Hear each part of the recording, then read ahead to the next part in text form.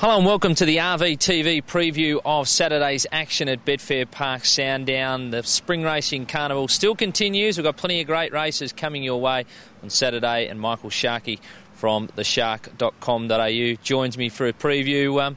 Still some money to be had. Have you got anything left in the kick after Cup Week? A little bit left, Sean. Just a little bit. It was a long week, Cup Week, wasn't it? There was a few tired eyes in that press room coming to Stakes Day, but there's enough there. We can have a dabble at Sandown on Saturday.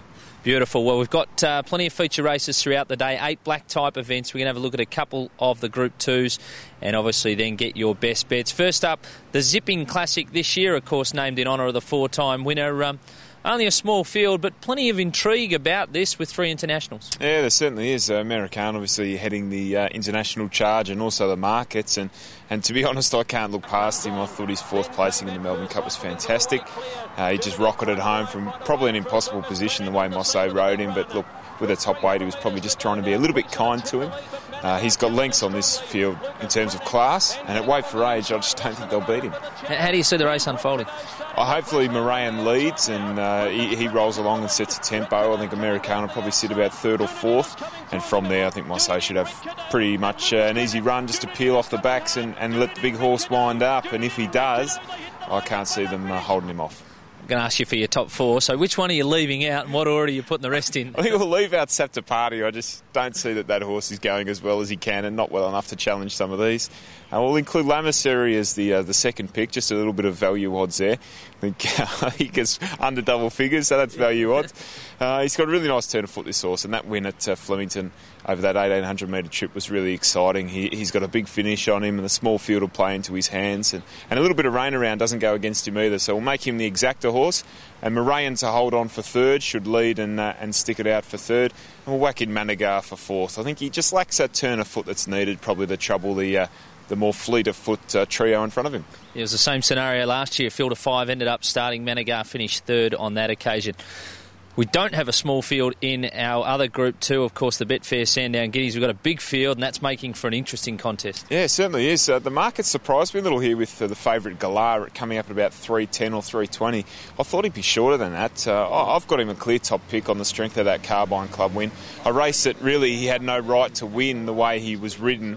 And considering at the 200 metres he still had a couple of lengths to make up on the leaders, I thought his finishing burst was outstanding. The mile suits, a little bit of sting out of the track suits. I've got him on top from his stablemate Mental, who charged home at Flemington there behind Instinction over 1,400 metres last week. I think that's good form, and this horse is just screaming out for the mile.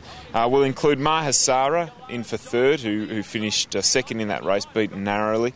I think the mile's also within reach for him, and I like the fact that he's lightly raced coming into this race. And down the bottom, one from for Bill and Simon Wild, So Swift at long odds. Gee, was impressive first up down in the Western Districts. It was a big win coming from the back of the field.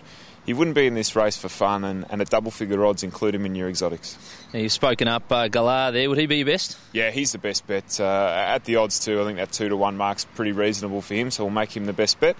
Obviously, we saw a bit of rain on Wednesday night here in Melbourne, which the track softened up a little bit from there. It should dry out a bit going towards the weekend. What about Yeachway and Ruffy? Yeah, Doubtful Jack, who does like a wet track in the Heffernan Stakes, he goes around there.